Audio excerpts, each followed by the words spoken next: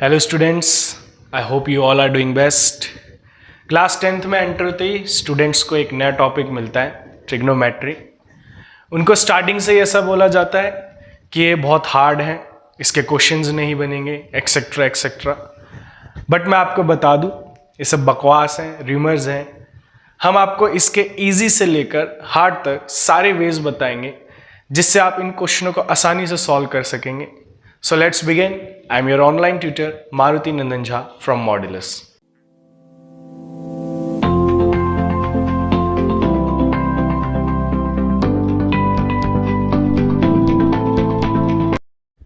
तो ट्रिग्नोमेट्री की स्टार्टिंग होती है एक ट्रायंगल के साथ।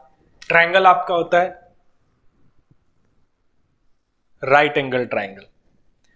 राइट एंगल ट्रायंगल किसको बोलते हैं? जिसमें एक एंगल आपका 90 डिग्री होता है। मतलब किसी भी ट्रायंगल में अगर आपका एक एंगल 90 डिग्री होता है तो आप उसको राइट एंगल ट्रायंगल कह सकते हो। बाकी दो एंगल से हमें मतलब नहीं होता, कितने भी डिग्री का हो सकता है, एक एंगल आपका 90 डिग्री फिक्स होना चाहिए।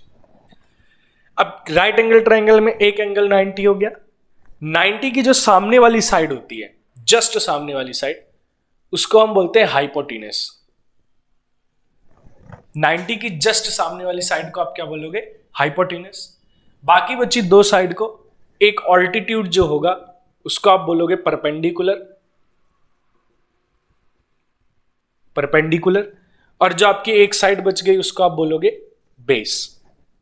मतलब हाइपोटेनस तो फिक्स है, परपेंडिकुलर और बेस की जो है आपकी पोजीशन चेंज होती रहेगी। जब हम आगे के क्वेश्चंस जैसे जैसे जाएंगे तो वो आप समझ जाओगे कैसे होगा। तो अभी हम इतना समझ लेते हैं कि ट्रिग्नोमेट्री की स्टार्टिंग आपकी एक ट्रायंगल के साथ होगी, जिसके लिए आपको एक राइट एंगल ट्रायंगल चाहिए जिसमें एक एंगल 90 डिग्री होता है। 90 के सामने वाला हाइपोटेनस, इधर परपेंडिकुलर और इधर बेस। क्लियर? अब ट्रिग्नोमेट्रिक रेशियोज की बात करते हैं, जिसका सबसे बेसिक होता है, जो आपको सबसे पहले सीखना होता है। ट्रिग्नोमेट्रिक रेशियोज क्या है? आपके पास कुछ बेसिक फॉर्मूले होते हैं, कुछ रेशियोज होते हैं, फॉर्मूले भी नहीं, कुछ रेशियोज होते हैं जो जिनसे आप आगे के ट्रिग्नोमेट्री के क्वेश्चंस को सॉल्व करोगे। तो ट्रिग्नोमेट्रिक रेशियोज की मैं बात करूं,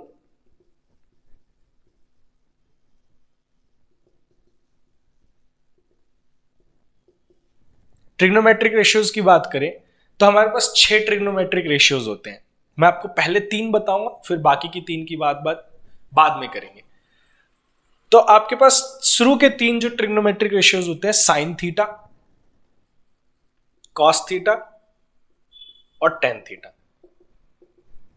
ये 3 ट्रिग्नोमेट्रिक रेशियोज जो होती है हमारे बेसिक, सबसे बेसिक ही होते हैं। बाकी 3 भी होते हैं पर इन जो बाकी के 3 होते हैं वो इन्हीं 3 से डिराइव हो जाएंगे। तो ये 3 हमारे बहुत मेन है जिनको हमें सीखना पड़ता है, साइन थीटा, कॉस थीटा और टेन थीटा। साइन थीटा का अगर मैं फॉर्मूले की बात करूं इसके रेशियो की, तो इसका होता है P/H, कॉस थीटा का होता है B/H और टेन थीटा का होता है P/B। P मतलब परपेंडिकुलर, H हाइपोटेनस और B बेस। वही सारे परपेंडिकुलर हाइपोटेनस, बेस हाइपोटेनस और परपेंडिकुलर बेस। तो साइन थीटा हो गया P/H, कॉस थीटा हो गया B/H और टेन थीटा हो गया P/B। अब ये फॉर्मूले हम याद कैसे रखेंगे, उसके लिए एक ट्रिक हम यूज करते हैं, PBP HHB SCT। देखो इसको कैसे याद रखना है। पंडित बद्री प्रसाद हर हर बोले सोना चांदी तोले। सिंपल है। पंडित बद्री प्रसाद हर हर बोले सोना चांदी तोले। ठीक है। अब यहां बस इस फॉर्मूले से, इस चीज को याद करके आप बाकी सारे ट्रिग्नोमेट्रिक रेशियोज को आसानी से बना सकते हो। यहां अगर आप ध्यान से देखो, ये जो S है आपका, ये साइन हो जाएगा, C आपका कॉस हो जाएगा और T आपका टेन हो जाएगा। Sine cos tan. उसके नीचे जो वैल्यूज है, जैसे साइन के नीचे जस्ट वैल्यू है P/H, तो यहीं ये फॉर्मूला बन जाएगा P/H। C का है कॉस, तो कॉस के जस्ट नीचे है B/H, तो यहीं ये फॉर्मूला बन जाएगा B/H। टेन के जस्ट नीचे है P/B, यही फॉर्मूला बन जाएगा P/B। तो साइन कॉस टेन की वैल्यू बन गई, साइन हो गया P/H, कॉस हो गया B/H और टेन हो गया P/B। बाकी 3 की बात करें तो इसकी बाकी 3 होता है कॉसेक, सेक और cot. Cosec theta, sec theta और कॉट थीटा। कॉसेक थीटा की जो वैल्यू होती है ये जस्ट साइन की रेसिप्रोकल होती है। मतलब अगर साइन की मेरी वैल्यू है p बाय एच तो कॉसेक थीटा होगा h बाय पी, उसका जस्ट रेसिप्रोकल। कॉस की वैल्यू अगर b बाय एच है तो सेक की वैल्यू होगी h बाय बी। जैसे ये p बाय एच है तो इसका रेसिप्रोकल करके मुझे यहां लिखना है h by P. Cos b by H है तो इसके लिखना है h बाय बी। ये p बाय बी है तो इसका रेसिप्रोकल में लिख दूंगा b बाय पी।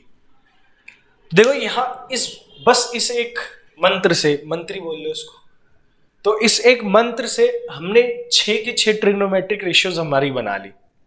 तो मंत्र हमारा क्या था? पंडित बद्री प्रसाद हर हर बोले सोना चांदी तोले। यहाँ S से साइन हो गया, C से कॉस हो गया, T से टैन हो गया, उसके जो नीचे वैल्यूज है वही उसके फॉर्मूले हो गए। साइन के सामने वाला था कॉसेक, वो उसी का रेसिप्रोकल होगा। ये p बाय एच है तो h बाय पी होगा, ये b बाय एच है तो h बाय बी होगा, p बाय बी है तो b बाय पी होगा। तो इसी से हमें हमारा 6 ट्रिग्नोमेट्रिक रेशियोज मिल गए, जिससे हम अपने आगे के क्वेश्चंस को कर सकते हैं। क्वेश्चंस की बात करें तो एक बेसिक सा क्वेश्चन लेते हैं। एक ट्राइंगल लेते हैं,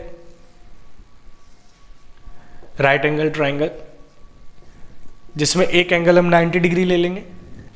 बाकी जो 2 वर्टेक्स बचते हैं उसमें से कोई एक एंगल आप, मतलब किसी एक वर्टेक्स पे आपको थीटा लेना होगा।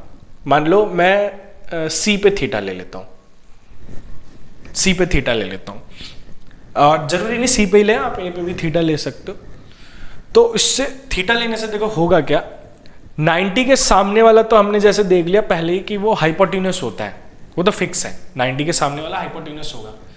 और थीटा जहां पर भी आप लोगे, जैसे आपने C पर थीटा लिया तो थीटा के सामने वाला जो होगा वो आपका परपेंडिकुलर होगा। थीटा के जस्ट सामने वाली जो भी साइड होगी वो आपकी परपेंडिकुलर होगी। आप चाहे C पर लो चाहे आप A पर लो। अगर आप A पर थीटा लेते हो तो थीटा के सामने वाली साइड, मतलब फिर आप BC आपकी परपेंडिकुलर हो जाएगी।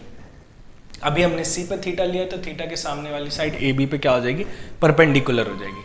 और BC आपका क्या हो जाएगा, बेस हो जाएगा। जो एक साइड बच गई वो बेस है। तो थीटा जहां पर भी लो, बस इसी बात का ध्यान रखना कि थीटा जहां पर भी लो उसके सामने वाली साइड आपकी परपेंडिकुलर होनी चाहिए, और जो एक साइड बच जाएगी वो बेस हो गया। ठीक है, ये 3 चीज है। अच्छा, इसकी वैल्यूज ले लेते हैं। मान लो कि हाइपोटेन्यूस की वैल्यू मैं ले लेता हूँ 5 ले लेता हूँ, बेस की वैल्यू 3 और परपेंडिकुलर की वैल्यू को 4 ले लेते हैं। और इसके बाद मैंने आपको 3 चीज दे दी और मैंने आपको बोला सारी ट्रिग्नोमेट्रिक रेशियोज को फाइंड करो, चाहे 1 बोली जाए, चाहे 2 बोली जाए, चाहे 5, 6, 7 जितनी बोली जाए, आपको ये 3 वैल्यूज पता होनी चाहिए रेशियोज निकालने के लिए। तो मैं तीनों वैल्यूज यहाँ पे दी हुई है ट्राइंगल में। अब आपसे बोला जाए sine theta, cos theta, tan theta, कुछ भी पूछा जाए आप निकाल सकते हो। सबसे पहले आप क्या करो कि P, B और H की वैल्यू लिख लो। P, B और H की वैल्यू को लिख लो। जैसे परपेंडिकुलर, अब मैंने बोला था थीटा के सामने वाला परपेंडिकुलर होता है, तो थीटा के सामने है 4, तो परपेंडिकुलर हो गया 4।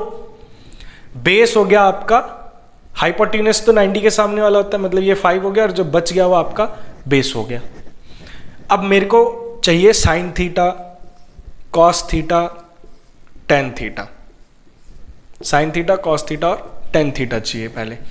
तो साइन थीटा हमारा होता है P बाय एच, जैसा अभी हमने पहले सीखा था। तो साइन थीटा अगर P बाय एच होता है तो ऊपर P की वैल्यू, P होता है हमारा, P है हमारा 4 और H की वैल्यू नीचे, तो H है हमारा 5, तो ये आ गया 4 बाय 5। कॉस थीटा होता है हमारा B बाय एच, B की वैल्यू है 3 और H की वैल्यू है 5, तो ये हो जाएगा 3/5। टेन थीटा की वैल्यू होती है P बाय बी, P की वैल्यू है 4 और B की वैल्यू है 3, तो हो जाएगा 4/3। तो ऐसे ही आपको और भी वैल्यूज अगर निकालने बोला जाए, cosec theta, sec theta, cot theta, तो सेम इसी का ये, या फिर साइन थीटा का रेसिप्रोकल होता है, तो 3 वैल्यू आपने निकाल ली। कॉसेक थीटा निकालना हो तो इसका रेसिप्रोकल करके लिख दिया, ये 4/5 है तो 5/4 हो गया, 3/5 है तो 5/3 हो गया, ये 4/3 है 3/4 हो गया, ऐसे करके भी आप लिख सकते हो। तो ये उस तरीके के क्वेश्चन है जिसमें आपको साइड्स, तीनों साइड्स आपको ट्राइंगल्स की दी हुई हैं। अब हम एक ऐसा क्वेश्चन लेते हैं कि मान लो आपको ट्राइंगल की तीनों साइड ना दी हुई हो, बस 2 साइड दी हो, और तीसरी आपको निकालनी हो, अगर आपको ट्रायंगल की 2 साइड दी हो और तीसरी आपको निकालनी हो, तब इस क्वेश्चन को कैसे करेंगे। जैसे कि मैं ले लेता हूं आपको एक साइड में हटा देता हूं, फॉर एग्जांपल मैं 3 हटा देता हूं। अब मैंने बेस हटा दिया, अब इसको हटा देते हैं अभी। अब मैंने बोला आपको, मैंने P और H दिया है, मैंने बोला आप साइन थीटा कॉस थीटा और टेन थीटा निकालो, sine theta cos theta tan theta निकालो। तो देखो sine theta P by H होता है, पी एच दिया है, इजिली निकल जाएगा। पर जब बात आएगी कॉस थीटा की, cos theta B by H होता है। अब यहाँ पर B तो पता ही नहीं है, तो कॉस थीटा हम नहीं निकाल पाएंगे। तो किसी भी ट्राइंगल में अगर आपको 2 साइड दी हो, राइट एंगल ट्राइंगल में 2 साइड दी हो और तीसरी अगर आपको निकालनी है, तो इसके लिए आप पाइथागोरस थ्योरम का यूज करोगे। किसी भी ट्राइंगल में अगर 2 साइड दी हो और तीसरी, राइट एंगल ट्राइंगल में अगर 2 साइड दी हो और तीसरी साइड निकालनी हो, तो आप यूज करोगे पाइथागोरस थ्योरम का। पाइथागोरस थ्योरम आपने 8th क्लास में पढ़ी होगी, 9th क्लास में पढ़ी होगी, तो उसी थ्योरम का यूज करेंगे। एक बार रिकॉल कर लेते हैं उसको भी।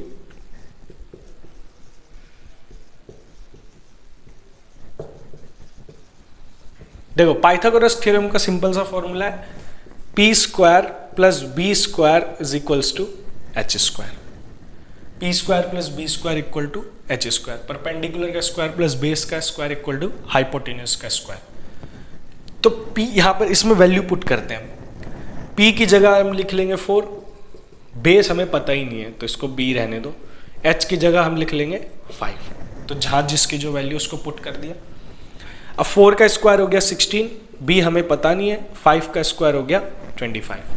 16 इधर प्लस में है, उधर जाके माइनस में हो जाएगा, तो जाएगा 25 माइनस 16। अब जब हम इसको माइनस करेंगे, 25 में से 16 गए तो 9 हो जाएगा। अब 9 जो है यहाँ स्क्वायर है, तो स्क्वायर उधर जाके स्क्वायर रूट हो जाएगा, और 9 किसका स्क्वायर रूट होता है, तो ये होता है 3 का। तो यहां से बेस हमें मिल गया 3, तो मैं इधर वापस लिख सकता हूं बेस इक्वल टू 3। अब चाहे मैं मेरे को इसके बाद किसी की भी वैल्यू पूछी जाए, साइन की वैल्यू पूछी जाए, कॉस की वैल्यू पूछी जाए, टेन की वैल्यू पूछी जाए, तो वो भी मैं निकाल सकता हूं। सेम पिछले बार तरीके का क्वेश्चन ही हो गया, इसमें भी 3 साइड दी हुई थी, इसमें भी 3 साइड दी हुई है। तो अब आपको कुछ भी बोला जाए, sine theta P by H B by H सारी वैल्यूज आपको पता है, आप उसी जैसे पिछले क्वेश्चन में हमने निकाला तो उसी तरह कैलकुलेट कर सकते हो। तो अब आपको इस तरह के जब भी कोई सवाल आए तो आप आसानी से बता सकते हो, जिसमें आपको 2 साइड गिवन हो और 1 साइड गिवन नहीं हो, तो आप पाइथागोरस थ्योरम से इस तरीके से उसको कैलकुलेट करके और कोई से भी ट्रिग्नोमेट्रिक रेशियो को आप फाइंड कर सकते हो। अब रही बात प्रैक्टिस की, तो प्रैक्टिस के लिए आप अगर चाहो तो एनसीईआरटी का एक्सरसाइज 8.1 का आप क्वेश्चन नंबर 1 और 2 जरूर ट्राई करो। क्वेश्चन नंबर 1 और 2 में जब आप इसको ट्राई करोगे तो आपको सेम वैसे ही क्वेश्चन मिलेंगे और आपकी प्रैक्टिस भी अच्छी हो जाएगी। तो इसको करके देखो, कुछ चीज़ें अगर आपको समझ नहीं आती अब तो आप कमेंट करके पूछो, या इस क्लास में आपको कुछ ऐसा समझ नहीं आया तो भी आप कमेंट करके मुझसे पूछो और बताओ जो भी चीज़ें आपको समझ नहीं आती है। तो आज के लिए इतना ही रखते हैं, मिलते हैं नेक्स्ट क्लास में। ओके।